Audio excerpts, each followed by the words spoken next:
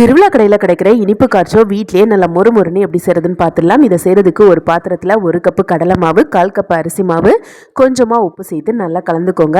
இப்போ நல்லா சூடான எண்ணெய் 2 டேபிள் ஸ்பூன் சேர்த்து மாவை நல்லா விரவிட்டு பிடிச்சு பாருங்கள். பிடிக்க வரணும். பிடிக்க வரலைன்னா எக்ஸ்ட்ராவாக கொஞ்சமாக எண்ணெய் சேர்த்து நல்லா விரவிக்கோங்க. சூடான எண்ணெய் தான் சேர்க்கணும். இப்போ மாவு இந்த பக்கத்துக்கு விரவினதுக்கப்புறமா தேவைக்கு கொஞ்சம் கொஞ்சமாக தண்ணியை தெளித்து சப்பாத்தி மாவை விட கொஞ்சம் சாஃப்டாக மாவை விரவிட்டு ஒரு 15 நிமிஷம் ஊற விட்டுடுங்க. இது செய்கிறதுக்கு பெரிய ஓட்டை உள்ள அச்சு எடுத்துக்கோங்க. எங்கிட்ட அச்சு இல்லை, அதனால நானே ரெடி பண்ணிக்கிட்டேன்.